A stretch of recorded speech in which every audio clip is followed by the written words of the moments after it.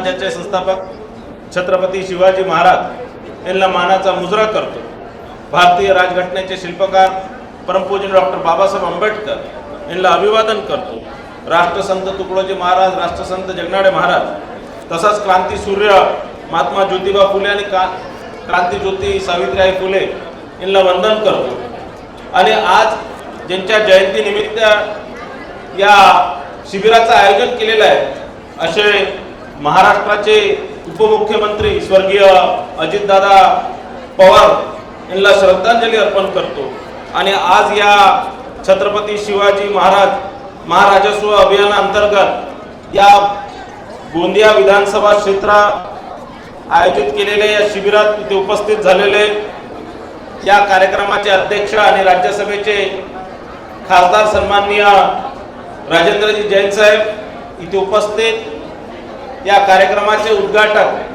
आयोजक, संयोजक आणि आपल्या सर्वांचे लाडके माझे मोठे बंधू आणि गोंदिया विधानसभेच्या इतिहासातले सर्वात लोकप्रिय आमदार सन्माननीय विनोद भाऊ अग्रवाल इथे उपस्थित, अपर जिल्हाधिकारी सन्माननीय अजितजी घोरपडे साहेब, सभापती मुनेश्वरजी रांगडाले, आमच्या भारतीय जनता पार्टीच्या गोंदिया जिल्ह्याचे अध्यक्ष सीताताई रांगडाले, जिल्हा परिषदेचे उपाध्यक्ष सुरेशजी हर्षे, लक्ष्मणजी भगत, संतोषजी पटले, छत्रपालजी तुरकर, चैतालीताई नागपुरे, मधुरताई नासरे, चंद्रमानजी खंडाईत, शमशेरजी पठाण, संदीपजी बोरकर, ऋषिकांतजी साऊ, विवेकजी मिश्रा, लोकेशजी यादव, सर्वांचं नाव घेणार नाही। आदरणीय मंच आणि माझ्या पुढे इथे उपस्थित या मंचावर उपस्थित सर्व मान्यवर, सर्व लोकप्रतिनिधी, सगळे अधिकारी वृंद, माता भगिनी आणि माझे सर्व उपस्थित गोंदियात विधानसभेतून आलेले सर्व गणमान्य नागरिक बंधू भगिनी मित्रांनो, आज आपल्या या गोंदिया विधानसभेसाठी फार महत्त्वाचा दिवस आहे। कारण या छत्रपती शिवाजी महाराज या अभियानाच्या माध्यमातून, समाधान शिबिरच्या माध्यमातून आपल्या या विधानसभा क्षेत्रातील जितकेही गरजू आहे त्या लोकांना शासनाच्या माध्यमातून जितक्याही योजना आहे ते त्यांच्या घरापर्यंत पोहोचवण्याचं काम या शिबिराच्या माध्यमातून होणार। या शिबिराचा मुख्य उद्देश आहे की शासन आपल्या दारी, माननीय मुख्यमंत्री देवेंद्रजी फडणवीस यांच्या लोकाभिमुख कारभाराचा ही एक प्रचिती आहे की त्यांनी आपला वाढदिवस कुठेही साजरा न करता, कुठेही, कारण मी लहानपणापासून त्यांच्या माझा त्यांचा संबंध आहे आणि कधीच त्यांनी वाढदिवस साजरा केला नाही। पण मागच्या वेळेस ते जेव्हा 1 वर्ष आधी जेव्हा ते मुख्यमंत्री झाले त्यावेळेस आम्ही सर्वांनी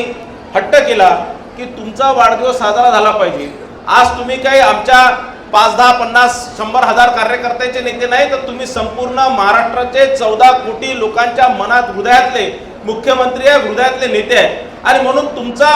जन्मदिवस निश्चितच या महाराष्ट्राने साजरा केला पाहिजे। मागच्या 10 वर्षापासून म्हणजे 2014 पासून आपण या महाराष्ट्राची सेवा करतात आहे आणि आपला एक दिवस 22 जुलैला आपला वाढदिवस असतो आणि त्या दिवशी या महाराष्ट्राच्या जनतेने आपला वाढदिवस साजरा केला पाहिजे आणि त्यांची इच्छा ही आहे, जनतेची इच्छा आहे आणि म्हणून त्यांनी आम्हाला परवानगी दिली की ठीक आहे तुम्ही माझा वाढदिवस साजरा करा, पण कुठेही हार तुरे फूलच्या माध्यमातून नाही, कुठेही केक कापून नाही, कुठेही डीजे संदल वाजून नाही, तर कुठेतरी सामान्य या महाराष्ट्रातील 14 कोटी जनतेच्या सेवेचा दिवस म्हणून तुम्ही हा 22 जुलै साजरा करा आणि म्हणून त्यांनी परवानगी दिली। आणि मग आमचे नेते माननीय बावनकुळे साहेब यांना संकल्पना सुचली, युक्ती सुचली की त्यांनी त्यांच्या महसूल विभागाच्या माध्यमातून आणि शासकीय सर्व विभागाच्या माध्यमातून हे कार्यक्रम जो या शिबिराच्या माध्यमातून जवळपास शासनाच्या 24 विभागात येणाऱ्या अनेक योजना या लोकांच्या दारापर्यंत पोहोचले पाहिजे आणि म्हणून 22 जुलै ते 2 ऑगस्ट हे 10 दिवस माननीय मुख्यमंत्री देवेंद्रजी फडणवीस यांचा वाढदिवस आणि महाराष्ट्रात सर्वात जास्त काळ राहिलेले महाराष्ट्राचे उपमुख्यमंत्री म्हणून ज्यांनी अनेक वर्ष आपल्या महाराष्ट्राची सेवा केली असे स्वर्गीय अजितदादा यांच्या जयंतीनिमित्त दोन्ही आपल्या महाराष्ट्राचे सर्वात लोकप्रिय मुख्यमंत्री म्हणून माननीय देवेंद्रजी फडणवीस यांचा जन्मही 22 जुलैचा आहे आणि महाराष्ट्रात सर्वाधिक काळ राहणारे उपमुख्यमंत्री आणि या सर्वात लाडके उपमुख्यमंत्री अजितदादा यांचाही जन्मदिवस 22 जुलैचाच होता आणि म्हणून या दोघांचा पुढचे 10 दिवस संपूर्ण महाराष्ट्रातल्या 288 विधानसभा क्षेत्रामध्ये या प्रकारचा समाधान शिबिराच्या माध्यमातून कार्यक्रम 10 दिवस चालला आणि अनेक लोकांना या माध्यमातून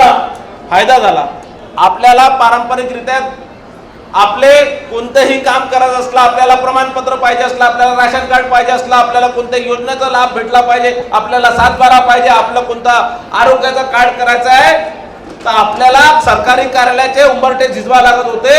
आणि ते झिजवले पाहिजे। ही सेवा तुमच्या घरापर्यंत पोहोचली पाहिजे, तुमच्या दारापर्यंत पोहोचली पाहिजे, तुमच्या गावापर्यंत पोहोचली पाहिजे। म्हणून शासनाने ही एक महत्त्वाकांक्षी योजना आणि या माध्यमातून सगळ्या योजना तुमच्या घरापर्यंत पोहोचण्याचं काम या माध्यमातून केलं। हा आज एकाच छताखाली सगळ्या योजना उपलब्ध करून देण्याच्या 24 विभागाचे स्टॉल इथे उभारण्यात आलेले आहे आणि विविध शासकीय योजनेची माहिती असणार,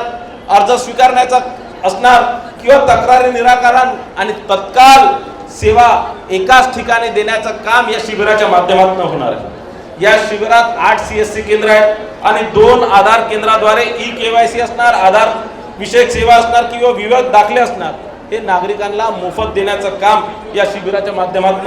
होणार आहे आणि त्यामुळे आपल्या इथे उपस्थित गोंदिया ते सर्व नागरिकांचा वेळही वाचणार आणि खर्चही वाचणार। शेतकरी बांधवांसाठी शासनाने अनेक योजना काढले, शेतकरी कर्जमाफी योजना असणार किंवा अतिवृष्टीमध्ये शेतकऱ्यांना नुकसान भरपाई देण्याचा असणार। याचा रेकॉर्ड पूर्ण देशात आणि या महाराष्ट्राच्या इतिहासात सर्वात मोठी नुकसान भरपाई देण्याचं जे भाग्य माननीय फडणवीस साहेबांना लागलं। या सरकारने सर्वात मोठी दुष्काळाची योजना 32,000 कोटीची दुष्काळग्रस्त शेतकऱ्यांना मदत या माध्यमातून जाहीर केली। आताच नुकताच शेतकऱ्यांना सर्वात इतिहासातली सर्वात मोठी कर्जमाफी या माध्यमातून देण्यात आलेली आहे।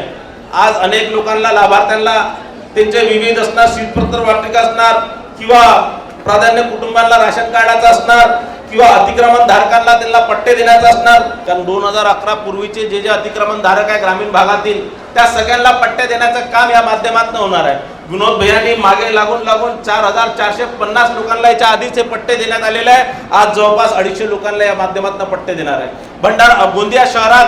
ही अनेक वर्षापासून लोक राहतात, त्यांचे घर आहे पण त्यांना पट्टे मिळू शकत नव्हते। विनोद भैयांनी सातत्याने पाठपुरावा करून आपल्या गोंदिया शहरातील सर्व झोपडपट्टी धारकांना मालकी हक्क पट्टे देण्याचं काम केलं। याकरता अनेक लढाई त्यांनी लढले आणि सातत्याने पाठपुरावा करून गोंदियामध्ये प्रत्येक झोपडपट्टीला आता मालकी हक्क पट्टे मिळणार आहे। सिंधी समाज 1947 मध्ये ज्यावेळेस या देशाची वाटणी झाली त्यावेळेस मोठ्या प्रमाणात सिंधी समाज इथे आला आणि त्यावेळेस पासून 1947 पासून आजपर्यंत त्यांना कुठेही त्यांच्या घराचे कोणतेही दाखले नव्हते, कोणताही प्रमाण नव्हता, कोणताही त्यांचा अधिकार नव्हता, तेही अतिक्रमण धारक म्हणून तिथे राहत होते। हा विषय सातत्याने विधानसभेमध्ये विनोद भैया असणार, आम्ही असणार, राजेंद्र भैया असणार, हे सगळ्यांनी मांडला आणि माननीय फडणवीस साहेबांनी सर्व सिंधी समाजाला पट्टे देण्याचं, निशुल्क पट्टे देण्याचं काम या माध्यमातून केलेलं आहे। महिला व बाल विकास विभागाच्या माध्यमातून प्रत्येक गावोगावी कॅम्प घेतला। मागच्या महिन्याभरापासून विनोद भैयाची तयारी करत आहे। माझा या माध्यमातून मी विनोद भैया आणि त्यांचे सर्व सहकारी,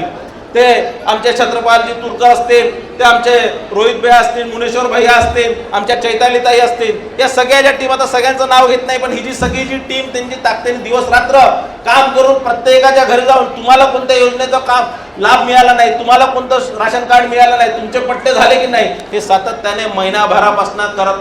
करून राहिले आणि म्हणून इतकी मोठी संख्याने इतक्या मोठ्या जवळपास 15,000 लोकांना या योजनेचा आता लाभ होणार आहे आणि आज अनेक लोकांना या निश्चितच या सगळ्या शिबिराचा उरलेल्या लोकांचा लाभ होणार आहे। 22 जुलै ते 2 ऑगस्ट चालणारे या कर्तव्य साधना सप्ताह, कारण माननीय मुख्यमंत्र्यांवर प्रेम करणारे या महाराष्ट्रात लाखो लोक आहेत आणि त्यांच्या प्रेमाखातीर काही ना काही केलं पाहिजे आणि मुख्यमंत्री साहेबांना काय सर्वात आवडतं तर सामान्य लोकांची सेवा आणि म्हणून या माध्यमातून आता दरवर्षी, कारण या वर्षी काही कारणास्तव 7 दिवसाच्या जागी 10 दिवस झाले, पण आता माझा या माध्यमातून सूचना आहे या संदर्भातली माननीय मुख्यमंत्र्यांना मी विनंती करणार आहे, माननीय बावनकुळे साहेबांना विनंती करणार आहे की हे वर्षानुवर्ष या शासनाच्या माध्यमातून मुख्यमंत्री देवेंद्र फडणवीस साहेब आणि अजितदादांची आठवण म्हणून हे 22 जुलै ते 2 ऑगस्ट हा कर्तव्य साधना सप्ताह आपण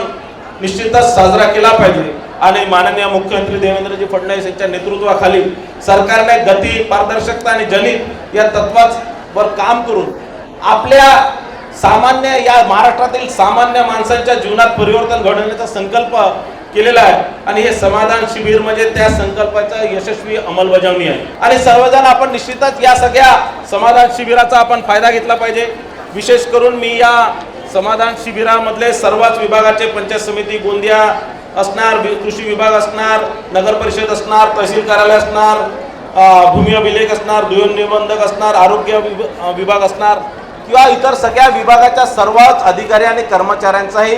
फार फार आभार मानतो की त्यांनी फार मागच्या महिन्याभरापासून फार कष्ट करून आणि विशेष करून या शिबिरात उपस्थित झालेले म्हणजे या शिबिराचं ज्यांनी आयोजन केले आणि ज्यांनी सातत्याने महिनाभर म्हणजे सगळ्याच अधिकाऱ्यांच्या सगळ्याच विभागाच्या अधिकाऱ्यांचा मी आभार मानतो की त्यांनी फार मेहनत करून फार कष्ट करून आपल्या रुटीन काम सोडून हे काम आपण केलं त्याबद्दल आपल्या सर्वांचा आभार मानतो। तसंच विशेष करून आपल्या गोंदियाचे SDO चंद्रभानजी खंडाईत आणि तहसीलदार शमशेरजी पठाण, कारण कोण काम करतं हे दिसूनच येतं आणि तुम्ही दोघंही निश्चितच त्यांच्या दोघांसाठी टाळ्या वाजवा। आणि माझ्या भाषणाचा शेवट करताना मी खरं श्रीकांत कांबळे, अभी मैं जितना देख सका उतना, भैया मेरे को इतना इंटरनल तो पता नहीं, जो दिखे मैं सवेरे 11 बजे आ गया और जो दिखे काम करते हुए। रोहित का नाम लिया कि नहीं मैंने? नहीं तो ऐसा होता कि गोद में बच्चा और गाँव में ढिंडोरा हो जाता है, कि अपने बच्चे का नाम अपन लेते नहीं। कहाँ गया रोहित ने भी काफ़ी मेहनत की। तो या सगळ्या लोकांचा आणि सगळ्यात जास्त जर आभार जर या शिबिराचा जर कोणाचं करायचं तर तुमच्या सर्वांचं। एकदा तुमच्या स्वतःसाठी टाळ्या वाजवून घ्या, कारण जर तुम्ही 1 वर्षाआधी जर तुम्ही एक मताने एक दिल्याने जर विनोद भैयाला जर मतदान केलं नसतं, विनोद भैयाला आशीर्वाद दिला नसता तर विनोद भैया तुमच्या सेवेसाठी इथे आले नसते आणि विनोद भैयाला आशीर्वाद दिले नसते तर आमचे देवेंद्रजी फडणवीस साहेब महाराष्ट्राचे मुख्यमंत्री होऊ शकले नसते, बावनकुळे साहेब या महाराष्ट्राचे महसूल मंत्री होऊ शकले नसते आणि ही योजना कधीच तुमच्या दारापर्यंत पोहोचू शकली नसते। आणि म्हणून सर्वात जास्त याच्यात आभार आणि अभिनंदन माननीय विनोद भाऊ अग्रवाल यांचे करूया। धन्यवाद। जय हिंद, जय महाराष्ट्र।